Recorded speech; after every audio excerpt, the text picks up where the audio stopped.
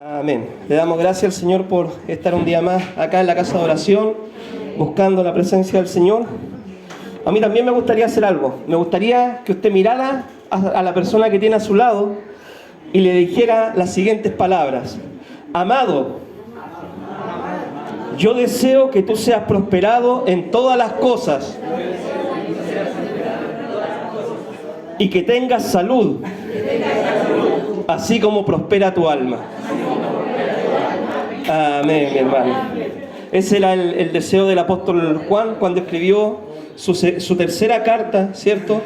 A un anciano llamado Gallo le dijo: yo deseo que tú seas prosperado en todas las cosas, que tengas salud y que Dios prospere también tu alma. Nosotros cuando oramos por las personas, ¿cierto? Generalmente tenemos que orar en tres áreas, ¿ya? Primeramente, obviamente, la parte espiritual, ¿cierto? Oramos por la vida espiritual, que Dios los bendiga, los fortalezca, los nutra espiritualmente, ¿cierto? Coloque nueva fuerza y todo eso. Pero también debemos orar por otra área que es muy importante, que es la salud, ¿ya? Siempre cuando oremos por nuestro hermano, oremos por la parte espiritual, oremos por la salud también de nuestro hermano, ¿ya? Porque muchas veces hay enfermedades, hay dolencias. Muchas veces, hermano, aunque se dé la oportunidad, el tiempo para que uno pase acá adelante, los hermanos por miedo, vergüenza, por temor, por no sé, por diferentes situaciones quizás no pasan y no pasan para que uno pueda orar por sus vidas, ¿ya? O muchas veces uno visita los hogares, las casas, ¿cierto? Y no le dicen: pastor, ore por mí, ¿cierto? Por mi salud, ¿ya? Entonces, la segunda área importante es la salud. Y la tercera parte importante por la cual debemos orar es la economía, ¿ya? Deseo que seas prosperado en todas las cosas, como prospera tu alma, ¿cierto? En la salud, en lo espiritual y en la parte económica, ¿ya? Hoy en día, hermano, estamos viviendo un tiempo, ¿cierto? Donde cada vez cuesta más. Donde cada vez, ¿cierto? Se hace un poco más pesado llevar la carreta adelante, por así decirlo.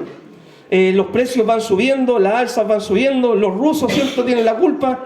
Y usted sabe, con todas las cosas tan caras, yo fui a comprar delante un kilo de azúcar, ¿cierto? Ahí al negocio, me dijeron vale 1.300 y 1.500. Yo le dije, bueno, la de 1.500 quizás más dulce. Le dije yo, pero no sé, me dijeron, no si es por la marca de precio, no. Entonces uno está viviendo en un tiempo donde todo está encarecido. Antiguamente, ¿cuánto valía un kilo de azúcar? 400, 500 pesos, un par de años atrás. Hoy en día ya está al doble, al triple de lo que valía. Entonces, hermano, debemos orar que Dios bendiga a nuestros hermanos. ¿Por qué? Porque si no tenemos salud no podemos trabajar, ¿ya? Y Dios, ¿cierto? La forma que estipuló para bendecir nuestra vida económica es por medio del trabajo honrado y diligente. Dios le dijo al primer hombre, ¿cierto? Le dijo: mira, te ganarás el pan con el sudor de tu frente, ¿cierto? Y Dios, la forma que tiene de proveernos es por medio del trabajo honesto. Pero si no tenemos salud no podemos trabajar. Ahora, si nos enfocamos mucho, ¿cierto?, en la parte económica, ya descuidamos, ¿qué cosa? Lo espiritual. Por eso estas tres áreas, hermanos, son siempre muy importantes. Hay un versículo, igual, que les quiero leer, ¿cierto? Hoy día vamos a hablar sobre una iglesia generosa. Y hay dos versículos que me gustaría tomar para empezar. Uno se encuentra en Éxodo, capítulo 36, versículo 2. ¿Ya? Éxodo 36, versículo 2. Si lo tiene, le vamos a dar lectura en el nombre del Señor, ahí sentadito nomás. Dice así: y Moisés llamó a Bezaleel y a Olivab y a todo varón sabio de corazón, en cuyo corazón había puesto Jehová sabiduría, todo hombre a quien su corazón le movió a venir a la obra para trabajar en ella. Y tomaron de delante de Moisés toda la ofrenda que los hijos de Israel habían traído para la obra del servicio del santuario, a fin de hacerla. Y ellos seguían trayéndola, la ofrenda, voluntariamente cada mañana, tanto que vinieron los maestros que hacían la obra del santuario, cada uno de la obra que hacía, y hablaron a Moisés diciendo: el pueblo trae mucho más de lo que se necesita para hacer la obra que Jehová ha mandado que se haga. Entonces Moisés mandó pregonar en el campamento diciendo: ningún hombre ni mujer haga más ofrenda para el santuario. Así se le impidió al pueblo ofrecer más, pues tenían material abundante para hacer toda la obra del Señor. Amén. El pueblo de Israel estaba en el desierto. Dios le había mandado a construir un tabernáculo de adoración, un lugar especial donde la presencia de Dios se iba a revelar, ¿cierto? Se iba a mostrar al pueblo de Israel ahí en esos 40 años en el desierto. Y Dios le dice a Moisés, mira, pregona, ¿cierto? Dile al pueblo que traigan ofrenda voluntaria a la casa de Jehová, ¿cierto? Para levantar este tabernáculo. Y dice de que cada mañana la gente traía ofrenda. Entonces de repente los maestros que hacían la obra fueron donde Moisés le dijeron, mira Moisés, la gente está dando más de lo que se necesita. Hay una superabundancia, ¿cierto? Una bendición económica tremenda y sobran materiales para hacer la obra. Entonces dice, dile a la gente que no traiga más ofrendas porque hay material abundante. Cuando una iglesia, hermano, tiene material abundante, material económico abundante, ¿cierto? La iglesia es bendecida también. Cada cosa que usted ve en este lugar, ¿cierto? Se compra con dinero, ¿cierto? Y si no es con dinero, con Mastercard, ¿ya? Pero se compra. Todo se compra, ¿cierto? Con dinero en esta tierra. Porque el sistema, ¿cierto? Que nosotros tenemos es comprar con dinero, ¿cierto? Ya no se ocupa el trueque ni nada de esas cosas. Entonces, cuando hay dinero abundante, podemos comprar las cosas. Por ejemplo, las luces, las sillas, los parlantes, la batería, el púlpito. Todo lo que usted ve se ha comprado, ¿ya? Si es que no lo han donado, hermanos, que ellos también tuvieron que gastar de su dinero para darlo, lo ha comprado la iglesia. El otro día con los varones estábamos mirando acá el borde, ¿cierto?, del púlpito, y el hermano Pablo dijo, lo primero que hay que arreglar, dijo, el borde acá del púlpito, ponerle cerámico. Amén. Había ofrenda abundante. Compramos el cerámico, compramos el becrón. Amén. Entonces podemos así hacer avanzar la obra. Cada tratado que nosotros entregamos se compra. Ya nosotros vamos a la librería cristiana, compramos tratados, qué sé yo, para evangelizar, para que puedan llegar al alma, y todo se necesita dinero, recursos económicos, ¿ya? Pero acá la clave de este versículo es que es voluntario. Esa es la clave del versículo, no es impositivo, no es, ya, si tú no traes la ofrenda te voy a castigar, ¿cierto? Disciplina 3 meses, no es así, es voluntario. Dios tiene que mover la generosidad en nuestros corazones, ¿cierto?, para dar voluntariamente a la obra del Señor. Hay otro versículo que me gustaría compartirles que está en el Evangelio de Marcos, capítulo 12, versículo 41. Uno puede decir, ¿y Jesús se fija si nosotros ofrendamos o no ofrendamos? ¿Dios se fijará en eso? Y la Biblia dice que sí, que Dios mira, ¿cierto?, lo que nosotros le damos a Él, ¿ya? Marcos 12, 41. Marcos 12, 41 dice así: estando Jesús sentado delante del arca de las ofrendas, miraba como el pueblo echaba dinero en el arca, y muchos ricos echaban mucho. ¿Los ricos cuánto echaban? Mucho, ¿cierto? Y vino una viuda pobre y echó 2 blancas, es decir, echó la moneda más sencilla que había en ese tiempo, pongámosle, habrá echado 500 pesos, ¿ya? Echó 2 blancas, o sea, un cuadrante. Dice, entonces llamando al Señor, ¿cierto?, a sus discípulos les dijo, de cierto os digo que esta viuda pobre echó más que todos los que han echado en el arca, porque todos han echado de lo que les sobra, pero esta de su pobreza echó todo lo que tenía, todo su sustento. Podríamos, ¿cierto?, con esta palabra nosotros decir, el Señor se fija en lo que nosotros ofrendamos o damos para su obra, sí. Y Dios bendice, dice la palabra, el dador alegre. El dador alegre, el dador voluntario. Ya que eso quede bien claro. Dios no nos obliga ahora en el Nuevo Testamento a que no, tienes que hacerlo por obligación, ¿cierto? O estás bajo maldición, o no, eso no es así. Dios apela a nuestra generosidad, a nuestra voluntariedad para dar para la obra del Señor. Y algo que nosotros debemos entender, que para hacer avanzar la obra necesitamos recursos. Necesitamos recursos. Yo sé de que, por ejemplo, hoy nos visitan hermanas nuevas, ¿cierto? Bueno, pero esta palabra, ¿cierto?, es más para los que llevan más tiempo con nosotros, que son más antiguos, que ya entienden, ¿cierto?, el tema de la ofrenda, del diezmo y todas esas cosas, ¿ya? Así que mi hermana Emma, no se asuste, ¿ya? Pero igual le va a servir esta enseñanza, ¿cierto?, si es que sigue perseverando. A lo que quiero ir es que la obra del Señor avanza así, ¿ya?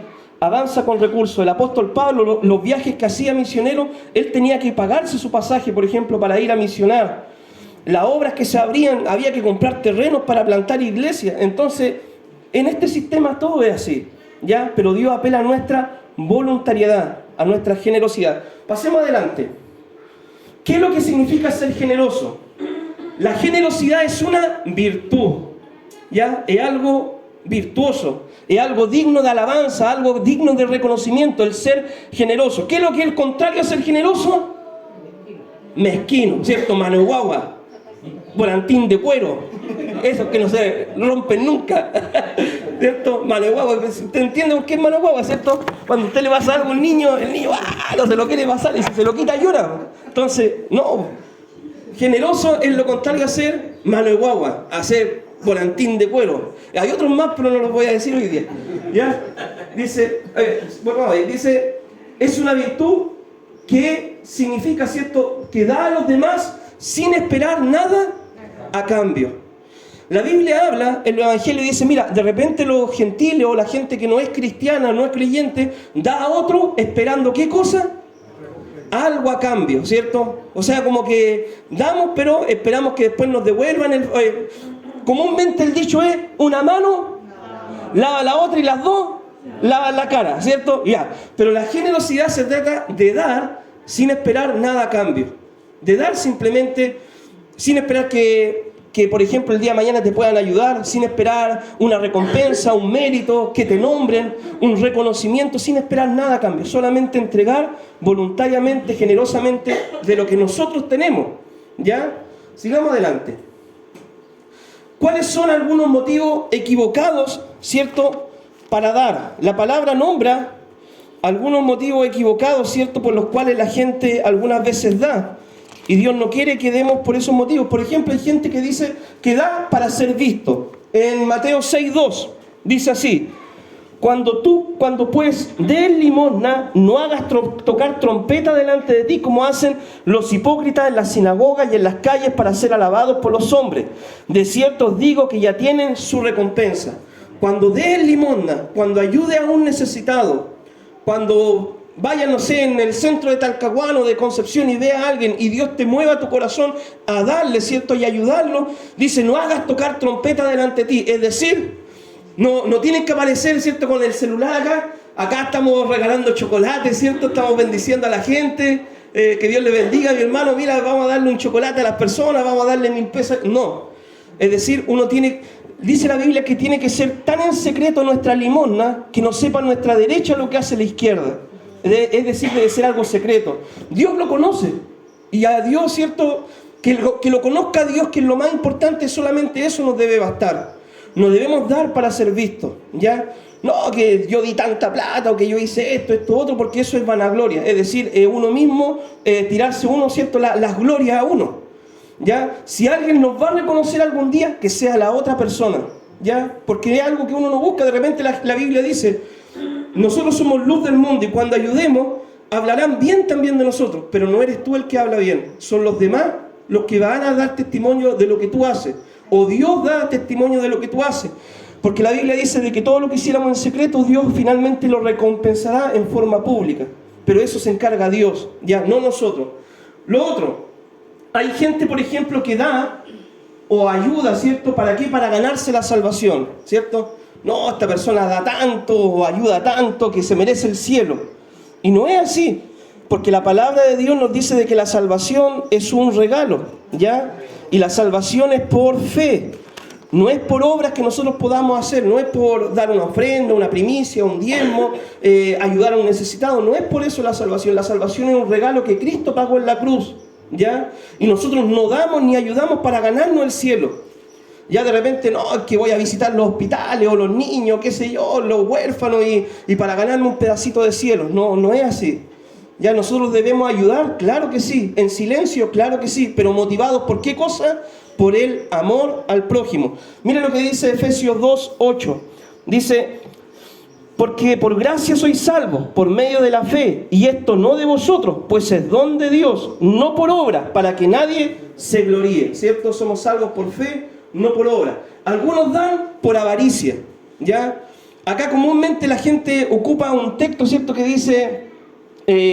Dios bendice el dador alegre, el que siembra escasamente segará, y el que siembra generosamente también cosechará.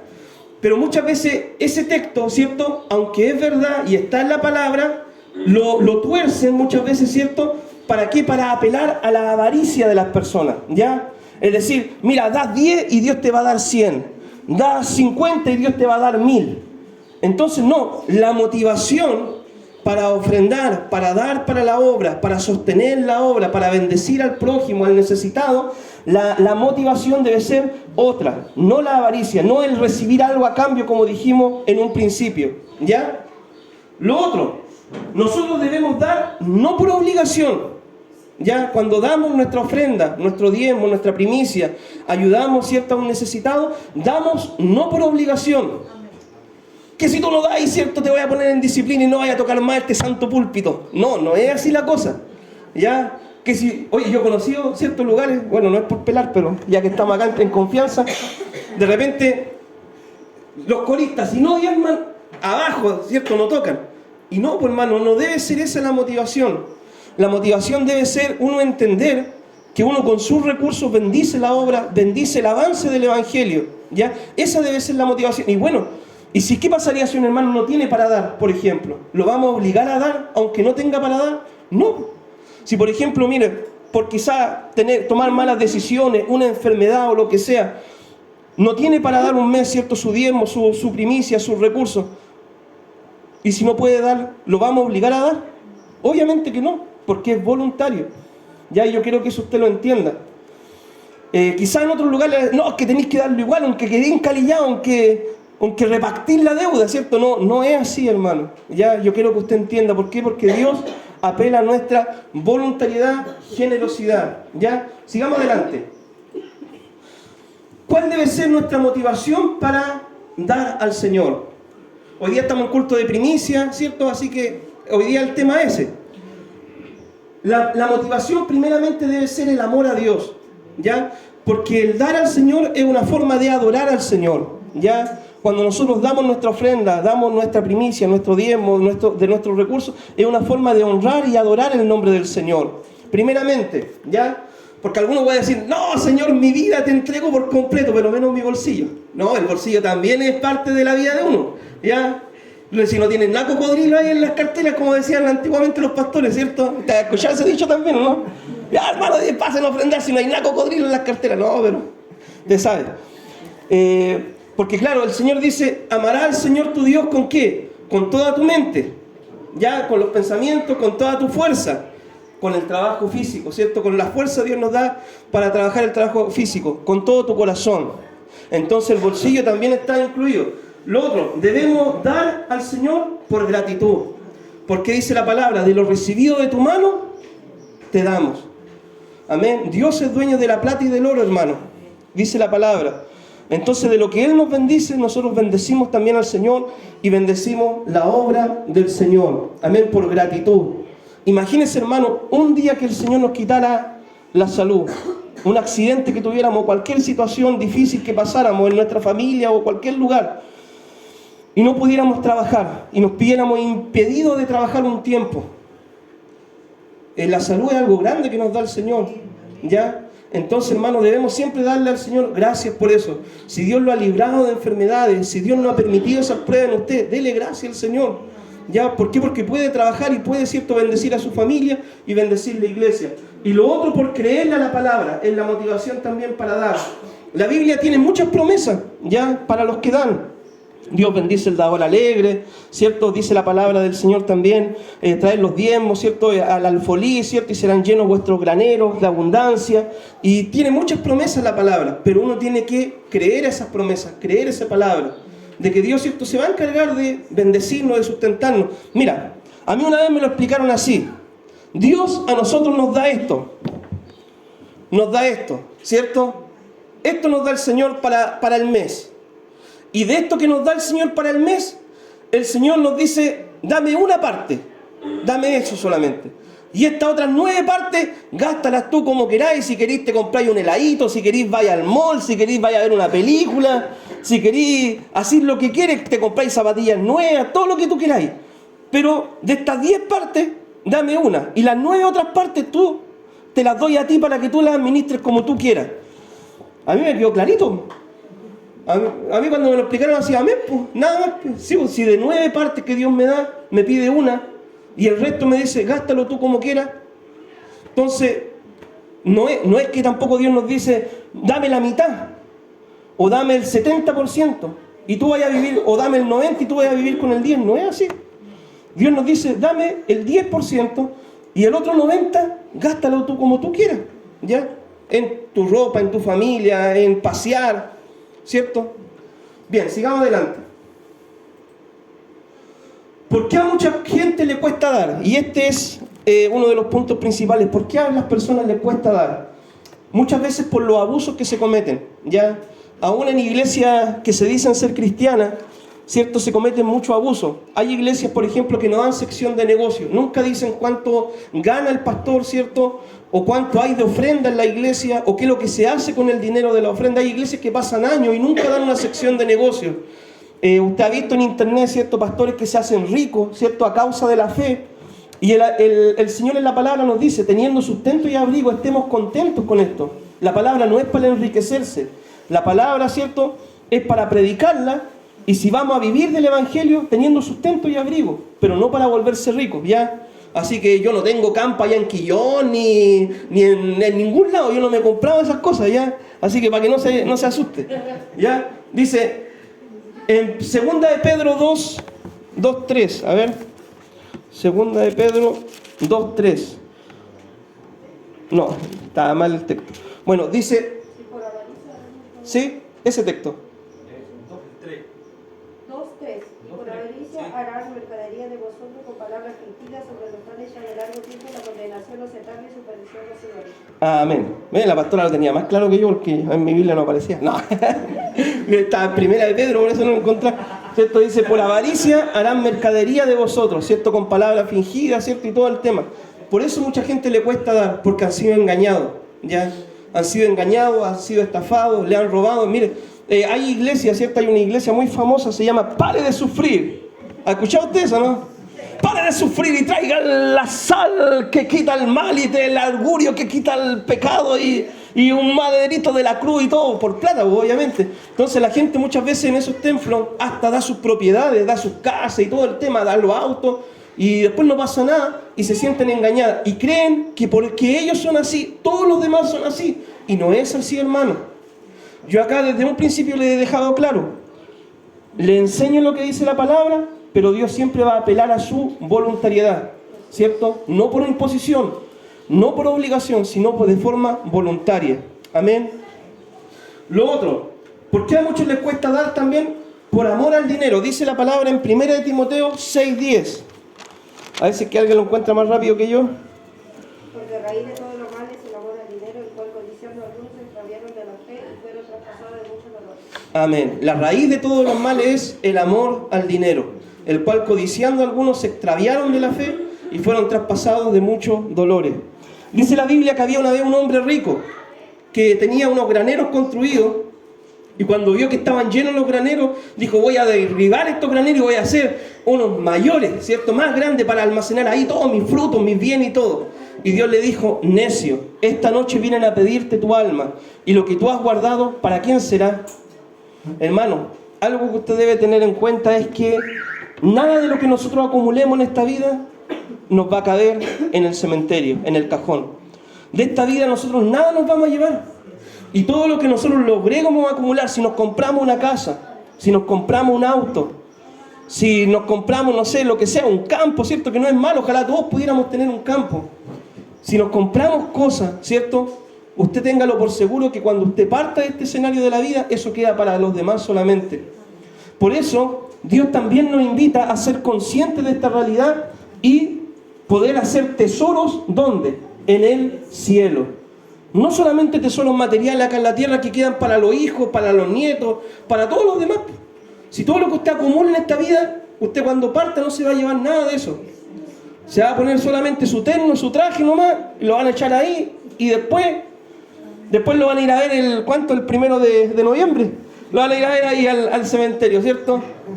Y algunos más fanáticos ahí le van a hacer una tortita y todo el tema, ya. Eso ya es tema de ellos, ¿cierto? Pero bueno, nosotros nada nos vamos a llevar. Por eso es importante hacer tesoro en el cielo. Lo otro, ¿por qué a algunos les cuesta dar? Porque tienen deudas, ¿ya? Y de repente algún hermano puede decir, no, pastor, sabe que yo quiero dar, pero es que no tengo, ¿cierto? No tengo, ¿por qué? porque no me alcanza para el mes, ya. Pero muchas veces no nos alcanza para el mes. ¿Por qué no nos alcanza para el mes? Ya. Proverbios 13:7 dice: hay quienes pretenden ser ricos y no tienen nada, ¿ya? Y hay quienes pretenden ser pobres y tienen mucha riqueza. ¿Por qué a veces no nos alcanza para el mes, hermano? Porque hay veces que pretendemos vivir como ricos cuando tenemos que conocer nuestra realidad, que somos nosotros clase media pobre. Esa es nuestra realidad. ¿Ya? Acá no, yo creo que ninguno estamos arriba de los 5 millones, 6 millones para arriba. No, ojalá, hermano, invítame a tomar 11 por último. ¿Ya? Yo creo que nadie está en ese rango. No, nosotros ahí rajuñando las 500 lucas, ya, de repente haciendo un pitutito ahí, un pitutito allá, ya, 700, ya estamos ahí, ya, tratamos de...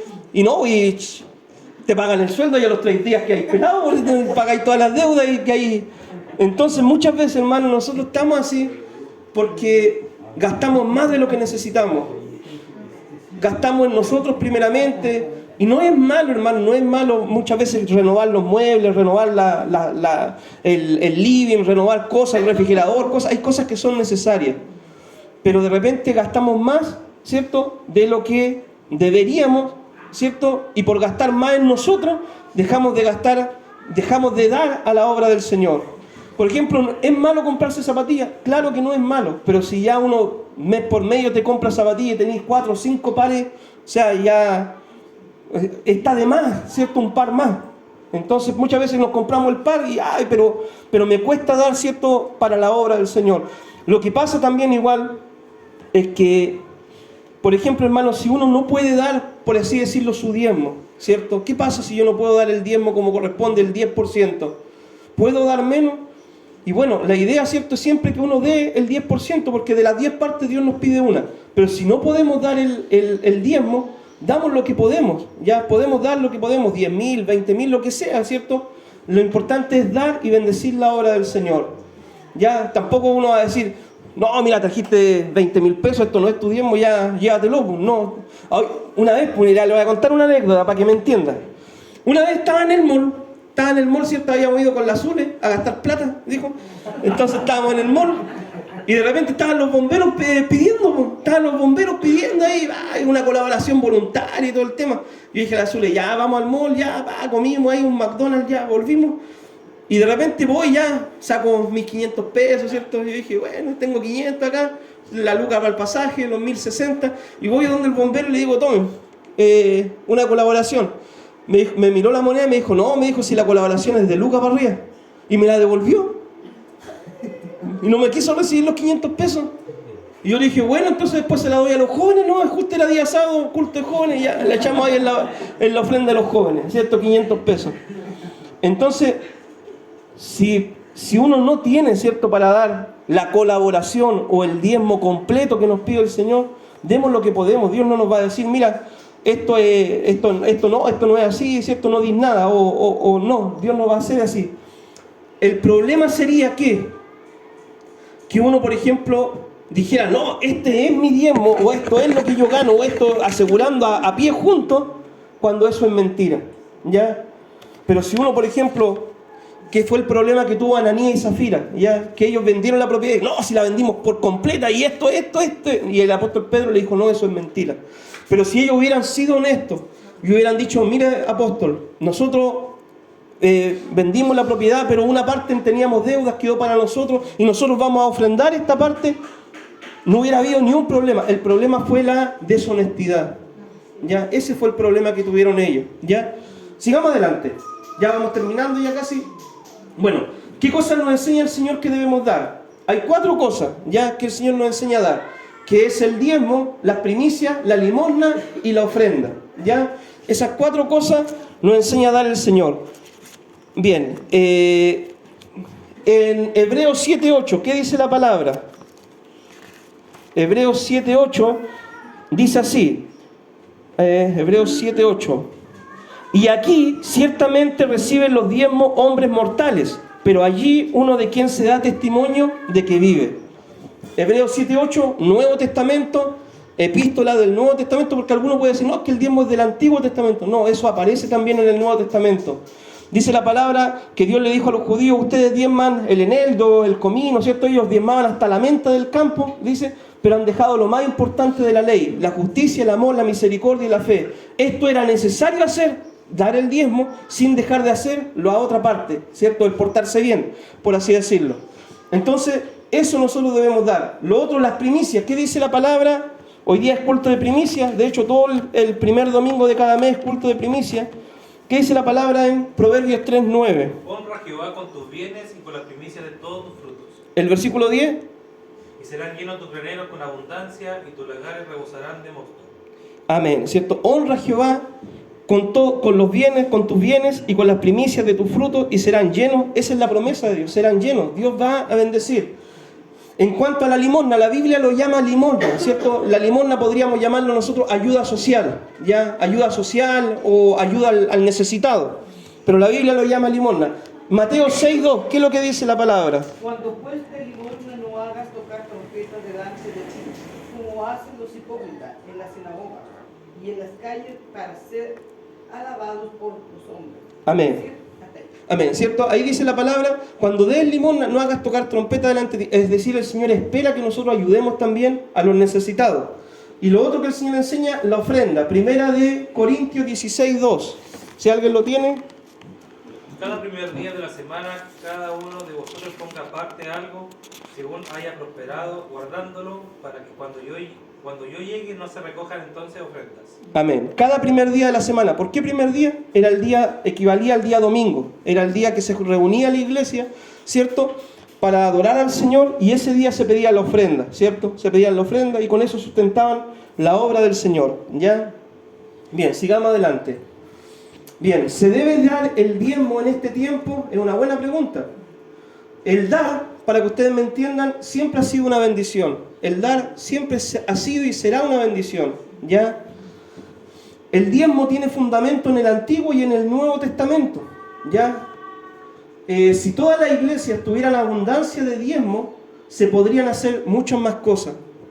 Por ejemplo, nosotros, la iglesia de Dios, tiene una particularidad, que nosotros damos sección de negocio, ¿cierto? Nosotros informamos cuánto es lo que se recibe en la iglesia y eso queda registrado. Yo por lo menos en mi pastorado, ¿cierto? Si hay exceso de diezmo, eso se ocupa para bendecir las nuevas obras.